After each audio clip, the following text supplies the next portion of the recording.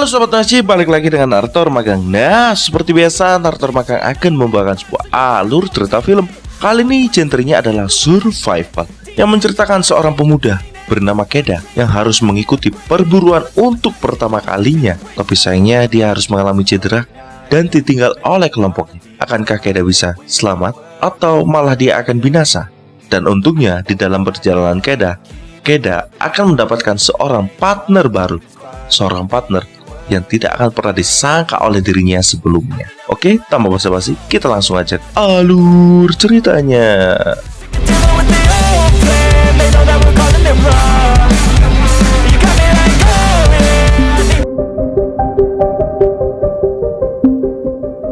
Film akan dibuka lebih tepatnya di bumi. Di bumi 20.000 tahun yang lalu. Di saat manusia masih berburu untuk memenuhi kebutuhan hari-harinya. Di sini manusia masih belum melakukan pertanian dan hanya mengumpulkan makanan dari hasil buruan. Di sini diceritakan terdapat seorang pria bernama Tao yang merupakan seorang kepala suku yang memimpin sukunya untuk melakukan perburuan bison. Di sampingnya ialah putranya bernama Keda yang baru saja beranjak dewasa. Jadi dia akan diajak untuk melakukan perburuan. Tapi Rao, istri dari Tao, tidak setuju di saat Tao akan membawa Keda melakukan perburuan. Karena Rao tahu betul bahwa putranya ini merupakan orang yang sangat lembut dan dia sangat menuruti apa kata hatinya. Jadi dia tidak akan tega untuk melakukan pembunuhan.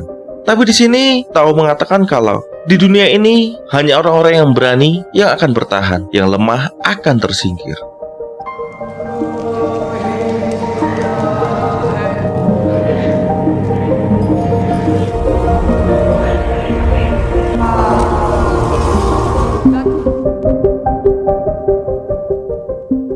Ditambah lagi Keda telah melakukan tugasnya dengan membuat mata tombak dan dia berhasil melewati ujian itu. Dengan pertimbangan itu, Tao membawa Keda untuk melakukan perburuan. Di keesokan harinya, Keda bersama Kappa yang merupakan seorang anak yang seusia dengan dirinya diajak untuk melakukan perburuan. Di hari itu mereka melakukan perjalanan untuk mencari bison. Perjalanan panjang ini tidak terasa sudah sangat jauh dengan rumah mereka. Di tengah perjalanan mereka bertemu dengan suku lain yang ternyata suku lain ini merupakan sahabat dari Tao. Tao langsung mengajak mereka untuk berburu bersama dan mereka bergerak untuk menjadi satu kelompok. Di keesokan paginya mereka mendapatkan buruan seekor rusa yang berhasil mereka tangkap. Di sini Tao memerintahkan kepada Keda untuk menghabisi rusa itu. Tapi sayangnya saat Keda akan menghabisi rusa itu, Keda sama sekali tidak tega. Dia merasa mudah iba dan kasihan kepada rusa itu. Karena alasan itulah Tao menjadi sangat marah dan langsung mengambil pisau di tangan Keda dan menghabisi rusa itu, sembari berkata kalau dunia ini akan sangat kejam bagi mereka yang lemah. Di malam harinya mereka melakukan istirahat sambil menyalakan api unggun, diselingi dengan petir yang mulai menyambar. Di sini Tao menyadari kalau saat ini ada yang mengawasi mereka. Tao langsung bersiaga, diikuti pula dengan anggota kelompok yang lainnya. Tapi saat mereka melihat ke arah kegelapan, tidak ada yang bergerak. Mereka pun mulai meletakkan senjata dan kembali duduk. Dan di saat itulah seekor singa menerkam salah satu anggota dari pemburu itu. Singa itu menerkam Kappa, seorang anak yang seusia dengan Keda, langsung membawanya ke dalam kegelapan. Di sini Keda meminta kepada ayahnya untuk menolong Kappa. Tapi di sini Tao mengatakan kalau hal itu tidak mungkin karena akan membahayakan seluruh kelompok ini. Ditambah lagi, dia yakin kalau Kappa telah tewas. Di malam itu, Keda mendapatkan pengalaman baru, pengalaman yang tidak akan pernah dia lupakan seumur hidupnya.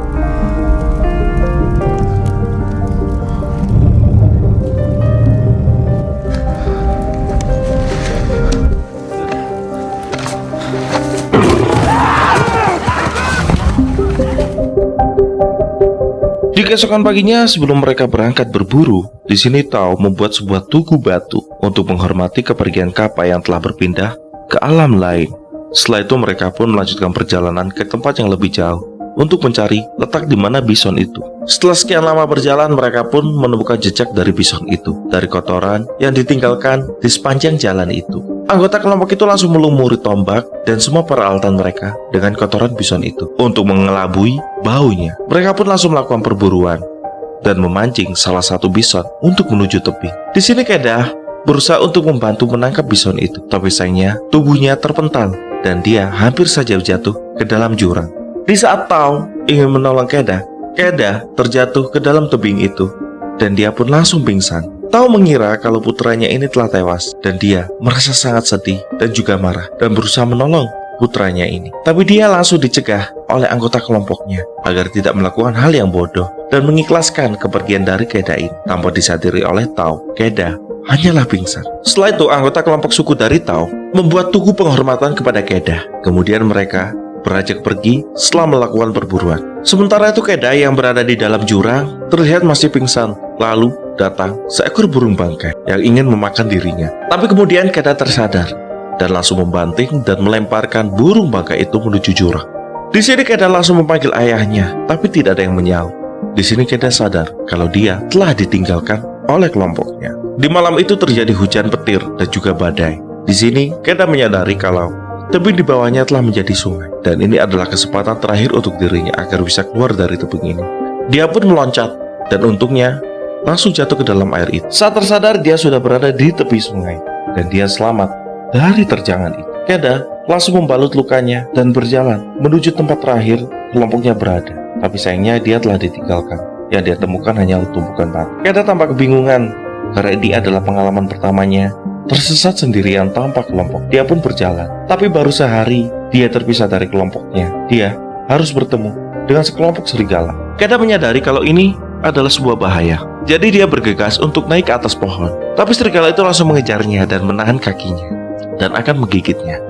Kemudian Keda mengeluarkan pisaunya dan menusuk salah satu serigala. Serigala itu terluka dan dia langsung terkapar lemas tepat di dekat Keda dan ditinggalkan oleh kelompok. Di sini Keda tidak tega untuk membunuh serigala itu dan ingin menolongnya. Tapi sebelum itu Keda mengikat rahang dari serigala itu agar dia tidak menggigitnya.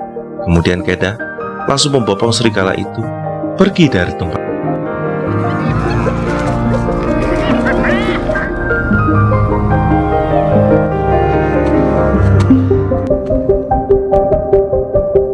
Setelah berjalan seharian, Keda pun sampai di gua tempat mereka tinggal saat mereka berangkat. Di sini, Keda langsung berusaha membuat api unggun untuk menghangatkan dirinya dan serigala itu.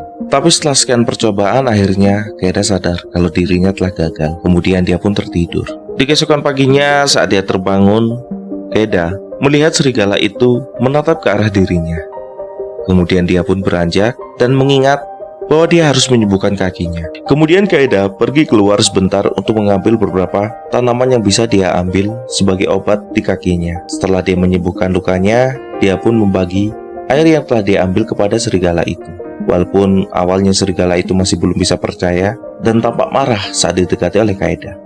Tapi di sini Keda berusaha untuk bersikap lebih lembut kepada serigala itu dengan memberikan makanan yang dia punya. Tapi di sini ada satu aturan yang dilakukan oleh Keda, yaitu adalah dia harus makan terlebih dahulu, baru serigala itu. Bahkan, Keda tidak segan-segan untuk memukul serigala itu saat akan mengambil makanannya. Hal ini dilakukan agar dia tidak diserang oleh serigala itu dan menunjukkan siapakah pemimpin di tempat ini. Dan hal itu cukup berguna.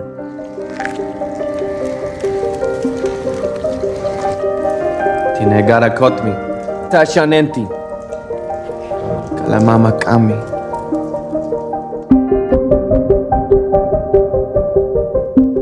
Keda berpikiran setelah dia sembuh, dia akan segera kembali kepada kelompoknya dan sukunya. Begitu pula dengan serigala itu. Dia tidak ingin berlama-lama dengan hewan buas ini. Beberapa hari pun berlalu. Setelah dirinya pulih, kakinya sembuh, dan perbekalan siap, dia memutuskan untuk melanjutkan perjalanan menuju sukunya. Di sini, Keda berusaha untuk meninggalkan serigala itu. Tapi serigala itu terus mengikuti Keda. Serigala itu tidak ingin berpisah dengan Keda, sekalipun Keda melakukan hal yang kasar kepada serigala itu. Bahkan, Keda melemparnya dengan sebuah batu dan tongkat. Tapi serigala itu tidak bergeming dan malah terus mengikuti Keda. Dan pada akhirnya Keda pun menyerah dan membiarkan serigala itu untuk mengikuti dirinya. Suatu saat di tengah jalan, serigala itu mengamati babi hutan yang terlihat di pandangannya. Di sini, serigala itu mengajak Keda untuk melakukan pemburuan. Serigala itu langsung mengejar babi itu dan mengarahkannya kepada Keda. Tapi sayangnya, sebagai seorang amatiran, Keda gagal menghabisi serigala itu, yang membuat serigala itu menjadi sangat marah kepada Keda.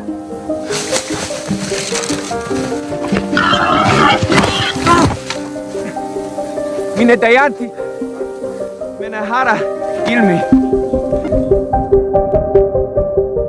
Semenjak perburuan yang gagal itu, Qaeda dan serigala itu menjadi semakin akrab. Bahkan di sini, mereka sering berburu, bahkan tidur bersama. Semakin hari semakin akrab, bahkan Qaeda belajar banyak hal dari serigala itu seperti bertahan hidup dan menyesuaikan diri di cuaca yang ekstrim. Dalam perjalanan ini, Qaeda sama sekali tidak merasa kesepian karena terdapat serigala di sisinya. Bahkan di sini Qaeda memberikan nama kepada serigala itu, yaitu Alpha. Tapi sayangnya hari perpisahan mereka pun datang. Alpha dijemput oleh kawanannya. Di sini Qaeda tidak bisa memaksa Alpha untuk tetap bersama dengan dirinya. Bahkan dia mengizinkan Alpha untuk pergi menuju kawanannya. Dengan berat hati, akhirnya mereka pun berpisah. Dan Qaeda harus melanjutkan perjalanan ini sendirian di tengah cuaca penuh dengan salju.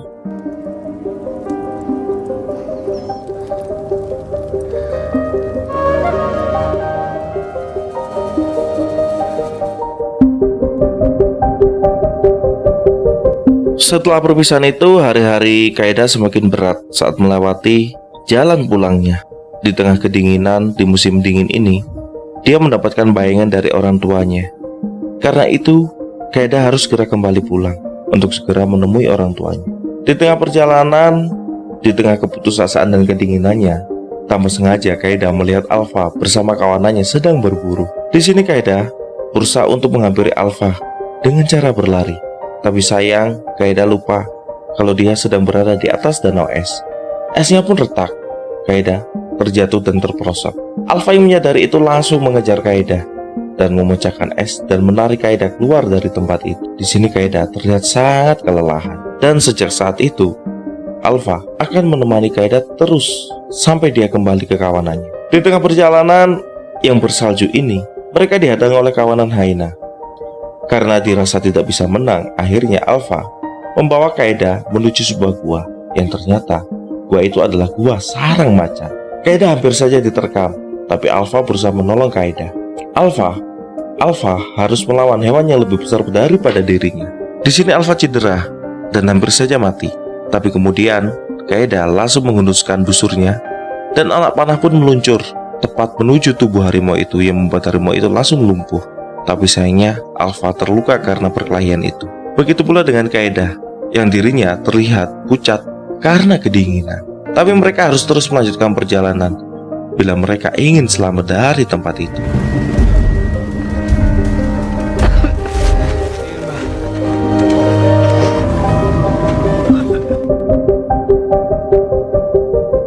Setelah luka dan juga kedinginan itu, mereka melanjutkan perjalanan. Tapi sayangnya di tengah perjalanan, cuaca semakin memburuk. Badai salju pun mendekat. Mereka sudah tidak sanggup lagi untuk meneruskan perjalanan. Alpha tidak sanggup lagi melangkah yang harus digendong oleh Qaeda. Tapi tak lama berselang, Qaeda pun juga ambruk dan pingsan di tengah badai salju. Di tengah mimpinya itu, Qaeda mengingat kedua orang tuanya yang merindukan dirinya. Dia pun terbangun dan membulatkan tekad untuk segera kembali ke sukunya dan membawa Alpha di sisinya. Dengan sisa-sisa tenaga yang ada, Qaeda membopong Alpha dan menggendongnya. Perlahan dan perlahan, tanpa terasa mereka sudah sampai di tempat suku Qaeda. Saat mereka berada tepat di tengah perkampungan itu, Qaeda sudah tidak sanggup lagi. Dia pun ambruk bersama Alpha. Orang tuanya pun menjadi sangat kaget kenapa putranya ini bisa selamat. Putranya yang dikira telah tewas bisa kembali pulang. Tapi sebelum orang tuanya membawa Qaeda menuju tenda, Qaeda meminta kepada orang tuanya untuk mengobati Alpha juga yang telah membantunya selama ini. Dan akhirnya mereka berdua pun dibawa menuju tenda yang sama. Di sini mereka berdua menghangatkan tubuh dan Alpha pun diberikan pengobatan. Dan di sini diketahui kalau Alpha sedang hamil. Dan salah satu dukun dan petuah di suku itu membantu Alpha untuk melahirkan bayi-bayinya. Setelah bayi-bayi itu lahir, bayi-bayi Alpha itu disambut dengan sangat baik dan dianggap keluarga sendiri. Dan semenjak saat itu, Alpha telah hidup bersama suku di mana tempat Qaeda tinggal. Sejak saat itulah mereka semua melakukan pemburuan bersama dan film pun berakhir.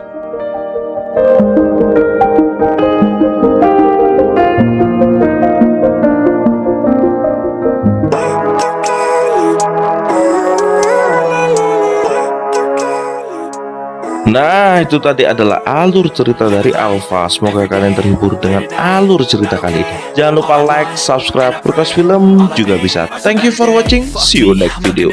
Ciao. I don't really think anyone can save me, and honestly I'm not really sure I want saving. I like to be my own worst enemy. There's no risk if you don't try at anything.